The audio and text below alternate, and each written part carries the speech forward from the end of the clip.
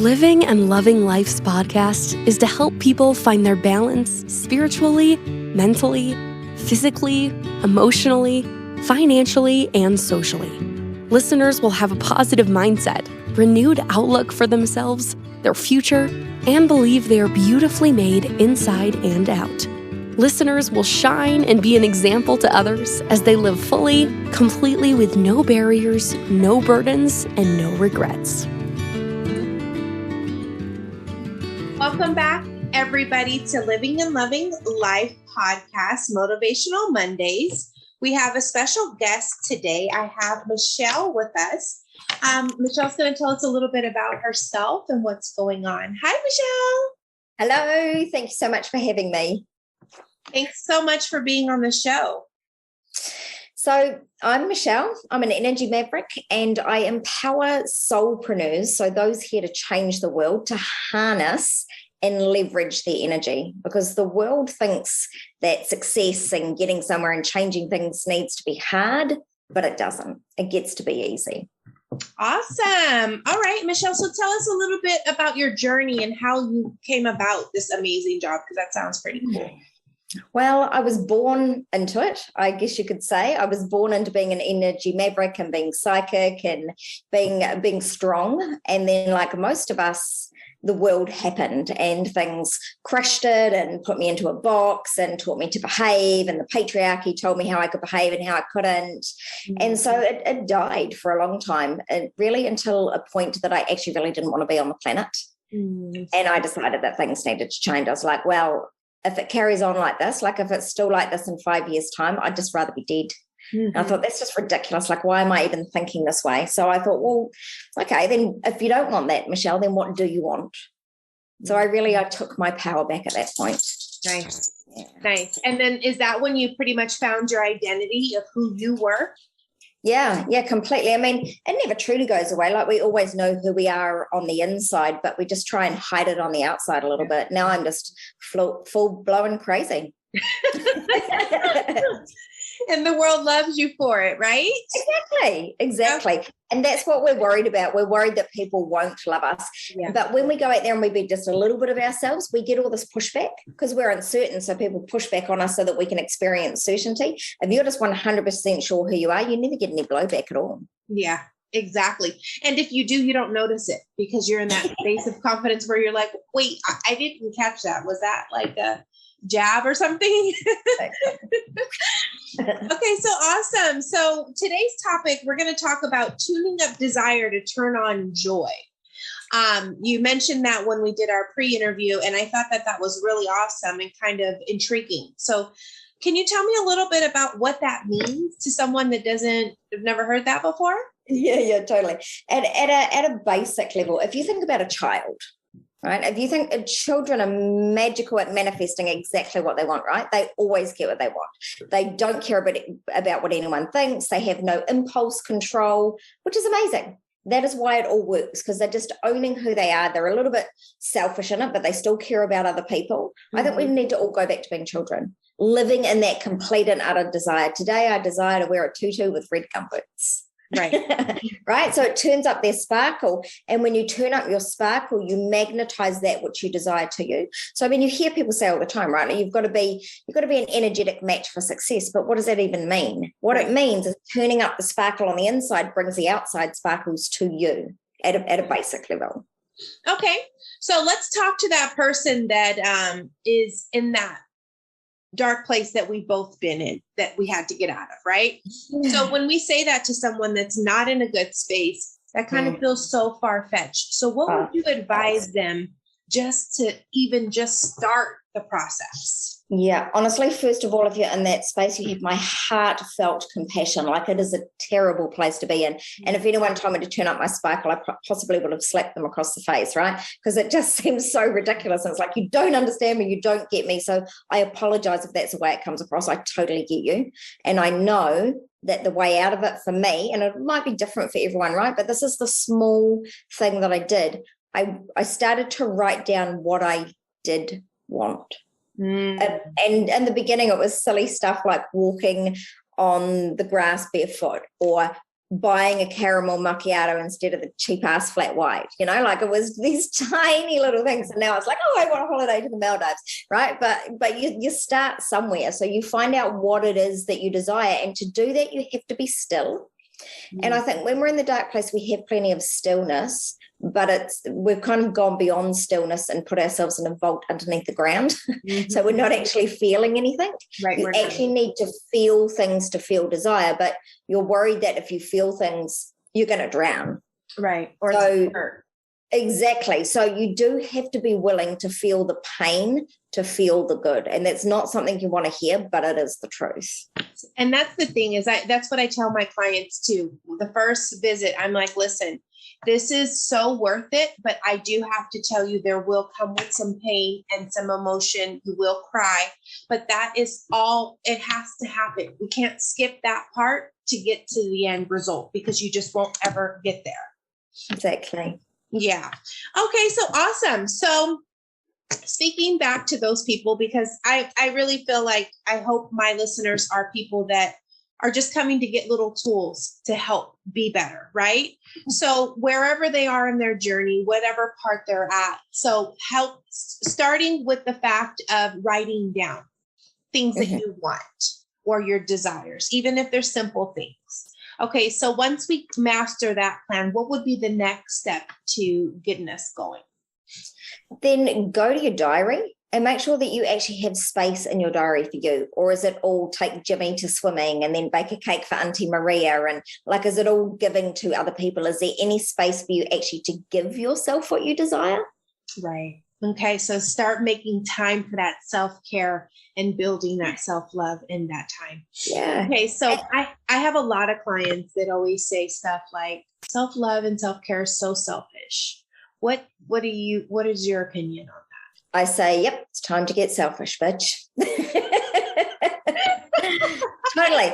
Because look at children. They are selfish, but do we think that they're horrible human beings? No, we know they have full compassion, but they understand. Like if you look at a dog, right? It's really funny. If I get out 2 bones and I give one bone to the big Labrador that's behind me, and then I've got the other bone and the other dog's like, I'm going to get the bone, and I give the 2 bones to the Labrador, he's not like, oh, no, give it to one of the other kids. I've already got one. He's like, hell yeah, I'm taking the bone. Exactly. Right. And I always feel like once you fill your cup up to even over full, you have so much more to give. But if you're out here passing out everything to everyone, A, there's nothing left for you, but B, there's nothing left for you to give anyone else. So if someone did come for something, there's nothing to give, So just being focused on trying to keep yourself in a good space makes you a good person all around for people that you might come across or touch or, be able to be that light for that you don't know you're being. And people might be able to understand it this way. Like it's a ripple effect. If you've got a clunky, I'm an energy maverick, right? So I get energy on every level. I can literally walk into a room and feel every single person's energy. I can tell what kind of day they're having. Can't read their mind, but I can read their energy, right? And if their energy is sludgy and bleh, like I end up feeling bleh and sludgy, right?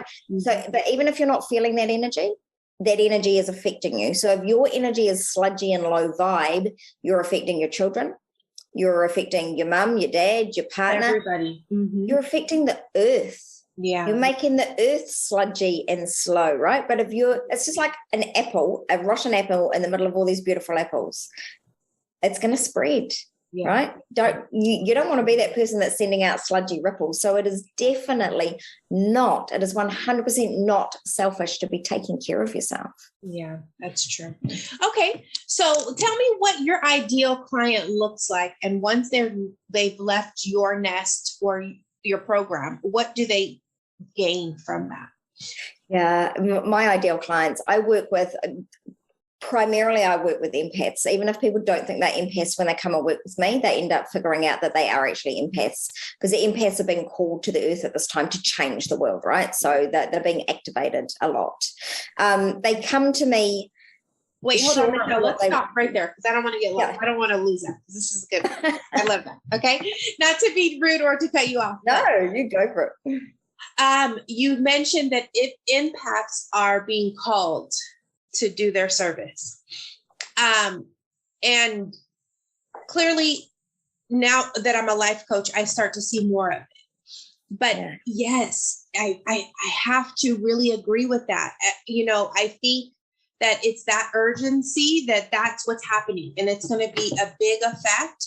And hopefully the people are in the right heart space and the right mind space, because these people need our help, period. It's just a dire need. It's no more of put a Band-Aid on it, let's roll over it, it's going to get better. No. Things have to change, and it has to be a huge change, because we are not going in a good way. It's looking bad if we don't. Mm-hmm. Exactly. So that's really amazing that you brought that to my forefront, because it's been something that I've been thinking but haven't articulated or put it in, made sense of it. So, okay, sorry, go ahead. So yeah, he's but it's true, right? Like looking at what's going on in the world, like the world had to shift. And so we've had all these beautiful occurrences happen, right, which forced us into change. And now the empaths are like, cool. Like the world wasn't ready for empaths, for soul workers, for spiritual workers, for women that were like, here's my energy, have me. But the world is ready now, because it's ride or die time, right? Yeah. Mm-hmm. And so those of us that are quirky, that are different, that are weird, like it's our gifts that are coming out now. Yeah. And so it's time for us to turn it up. Like my message to everyone is, do not be afraid. Whatever you are is beautiful. Turn it up, because you're not going to be everyone's flavor. Not everyone likes Earl Grey, right?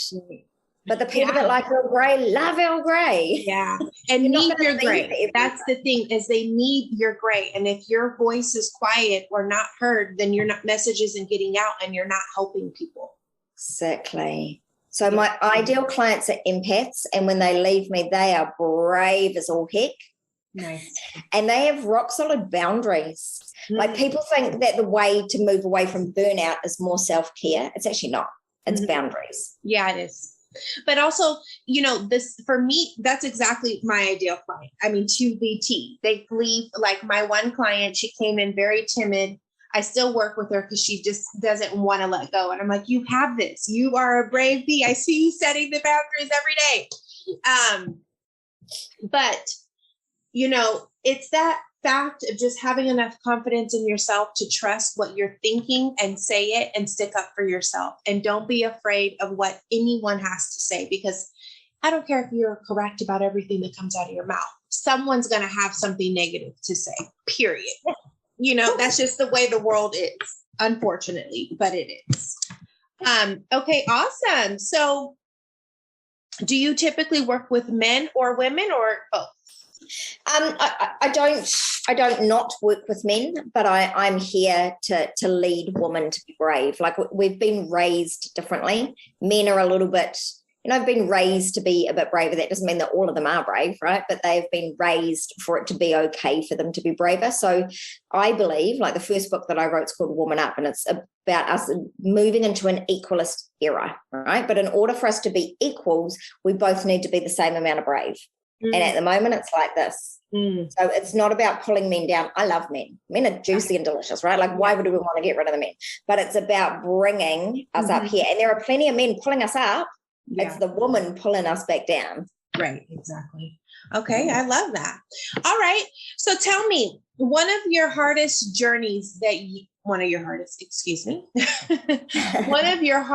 lessons you've learned during your journey, and do you apply it to your day-to-day life? Oh my God, yes. This is a funny story. My hardest lesson, I've been a college manager for years and years and years in the corporate world, right? I went back to a corporate place that was really toxic because I thought I could save it with my beautiful energy. So conceited. Ended up complete and utter trauma. Like I literally got fired for being psychic from my role. The manager got... It was really like, I'm laughing because like, what else can you do about it? So you got fired because why? For being psychic, basically. Because you would have answers before they knew them. Yeah, once the group of women who didn't want me to lead them, right? Like the lesson for me was I didn't have permission to lead them. They didn't want me to lead them. They didn't like me. They didn't believe that I had the goods. And even if I had the goods, they were determined to pull me down. So my lesson was, if someone wants to pull you down, walk away. Yeah. Like what have you got to prove to anyone else? Yeah. They were never going to admire me and let me change the culture, right? So don't push in a direction where there's just no point. And once they found out I was psychic, then they used that, because there was quite a few religious people there. And it's not that I don't believe in God, right? Like I totally do. It doesn't have anything to do with being psychic. But yeah, they used that to pull me down, because the people who owned the company also had the same beliefs. So yeah, that's what happened. Sorry. Okay. Yeah. And you do apply that to your day-to-day life now? Yes, totally. If you feel like somebody is trying to come in, tear you down in any way, that's it. Yeah. If you don't want to, if you're not vibing with me, it's totally okay. Like your beliefs are totally okay. Like I'm never going to do anything with your beliefs. But if our beliefs don't match, then cool, then let's not do this. Yeah. I believe that. Awesome. Okay. So in your opinion, tell me, what does it mean to you to live and love life? To live and love life, honestly, and the secret to doing that is space. But what it means to me to live and love life is that I get to spread joy in the world. Like I think there's a worldwide shortage of joy. Yeah, it is. People are just not happy inside. So you can't put joy out if you're miserable. It doesn't work like that. Your energy will not allow it, Okay, so awesome. So is there any new products or anything for the listeners to look out for you? But also, did you mention you have a book or two? I think you do have a couple. Okay, yeah, I do. Definitely. So my second book is called Woo Woo for Women in Business. It's a great place to go and learn about the energetics and applying it to business structure, and then joy all around it, so that your business works and your life works and your relationships works and the abundance works. Like it's kind of weaving it all together. Mm-hmm. And it kind of all does go together if you think about it. You know how people say make the work and life balance? Well, it kind of all goes into one. You're one person that has to manage all of these things. You're still that one person. It's not separate people. It's the one person that needs to kind of figure out that the way it works for you. Exactly. So that would be a cool book. Where can people find that book? If they can either jump onto my website, which is empowermentempires.com, and they'll find it on there, or they can go straight into Amazon and type in Woo Woo for Women in Business. Nice. Awesome. All right, Michelle, thank you so much. So yeah, you did give off the website. Is that the best place for the listeners to find you? Yeah. Okay. I will also add those to our show notes at the bottom. So if anybody did miss that. But Michelle, thank you so much for coming on and giving us your wisdom. And listeners, thank you again for joining in for your Motivational Mondays. I hope you have an amazing week, and we will see you back next week. Bye. Bye. If you love the Living and Loving Life podcast, we'd love for you to subscribe, rate, and give a review on iTunes. Don't forget to join us next week for another episode. Thank you for listening.